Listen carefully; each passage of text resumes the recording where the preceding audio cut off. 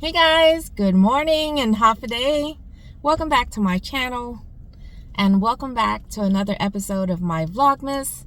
I do hope that you guys will continue watching these series and watch the videos in its entirety because it definitely helps me with my channel and my watch hours. And at any time, feel free to leave a comment, hit that like button, smash that subscribe, and don't forget the little notification bell. That way you'll know when I upload videos just like this or even when I go live. But we're out here. It is a cold, I think it was like 36-degree Wednesday morning here in South Carolina. I am sitting in a parking lot. The hubby's already inside not too long after getting to Walmart with a shopping order. And so I figured I'd go ahead and do this video and just have a little chat. There's a couple of things that I wanted to talk about, and the first one is asking, what do you guys do for my gig drivers out there? What do you guys do to prepare for your day? You know, no matter what app you're using, or even a combination, to multi-app, which I love multi-apping. It really just makes sense to do so, literally, as in the money sense. But anyways, what do you guys do? I mean, do you guys, pay attention to the estimated hot zones, or the busy time of the days, where you're going to start at and things like that? Because I know for us, because again, although I do multi-app, the one that we concentrate most on is Walmart Spark. And even though we base it really mostly on our experience on how that zone or, a spot in that zone has done in the past for us to go to it or start there. But ever since, the Spark app had updated it and included their popular, I forgot what it was called, but basically they give you this thing where it shows you throughout the day how busy it could be. So, although just like with the other apps, DoorDash and Uber Eats, where it shows the hot zones, you can't always rely on that, but it still kind of gives you a baseline. So, I mean, that's one of the things we look at. But in this case, because we're in South Carolina, we live in Texas, we're out here visiting family. So, and we don't do it often. This is our second time being out here for the Thanksgiving holiday week. And, last year we were still only a few months in to doing Walmart Spark. So it was definitely very new. So we only have a little bit of experience under our belt in working in this area. So again, to plan for it for sure, you want to make sure, because we have some idea in reference to the distancing, because this specific zone has 11 Walmarts. So we have to plan for the distancing and making sure we know where to get gas. And it helps that because, I've got the Walmart thing where you can save up to 10 cents when you make so many points on it. So sometimes when I know I've got at least 100 points, which gives you that 10-cent discount, that we're heading to an area to where I know that that's where the gas station is at. But other than that, if we know we're going to be out all day, one of the other things too is make sure we eat. And because otherwise, as soon as we get to a spot to sit and wait for offers, it was not going to take long before we're like, are you hungry?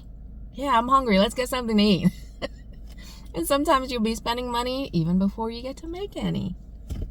Like I said, I was just curious for my fellow gig workers out there in reference to what's your process? What's your game plan? Our game plan again is, to try. It's hard. It really is hard in a lot of these days that we work to make our $200, but so it's always nice when we're actually able to achieve it, and sometimes even a lot faster than we thought we could. But the second thing I wanted to bring up is in reference to my subscribers. So this is something that I really noticed here recently, and watching other YouTubers even talking about it when it comes to subscribers and the yo-yo effect that you go through and why that happens. Sometimes it's within the same day, and then sometimes it happens the following morning, where, and I briefly talked about it in yesterday's video, but like yesterday, I started out the day at 702 subscribers, I believe it was.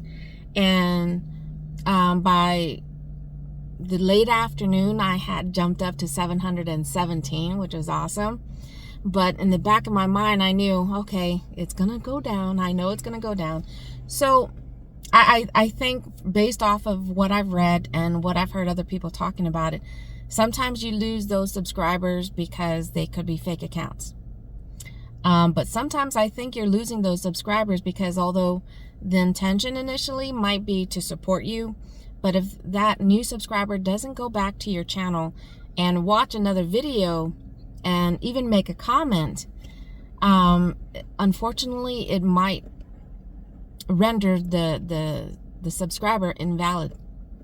So I don't know. I mean, even before the end of the day, I had dropped down to 713, I believe. And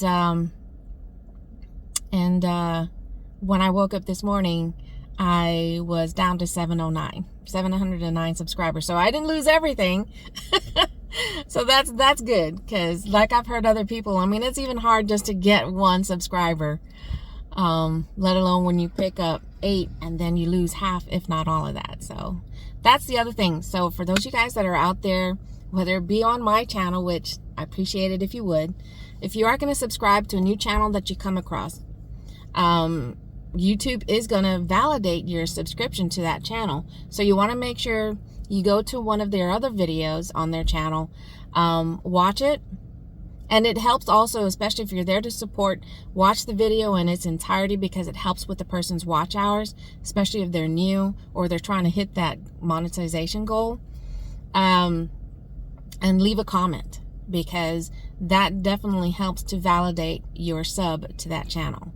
So just keep that in mind. I mean, in the back of my mind too, I know when we're part of that networking, some people will say, hey, I just subbed, I'm waiting, you know, and then you go and sub to their channel, and then they turn around and unsubscribe just because they got your sub. They're like, okay.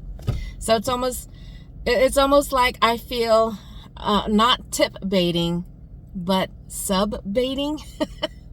I don't know if that's even a thing, but that's kind of how it felt like, because it's like, as I'm these people who part of the networking say that they've subbed to my channel, and then I turn around and I go check out their channel and make sure it's not something that's completely brand new or anything like that and has videos already, and I'll sub to their channel and I make sure I go watch a video and comment on it, so my sub to their channel will stick. But I don't know. What do you guys think about that? Especially if that is a thing where it's called sub baiting. I don't know. But anyways, thank you guys so much for listening to what I have to say today as part of my Vlogmas. Again, I appreciate for those of you guys that are, you know, new to my channel and subbing, and of course everyone that has been supporting my channel since I started over a year ago. I truly appreciate that. Or as we say in Chamorro from Guam, Sizu is Ma'asi, which means thank you. But again, whatever you guys are doing out there, please stay safe, and I'll catch you guys on the next video. But until then, adios for now.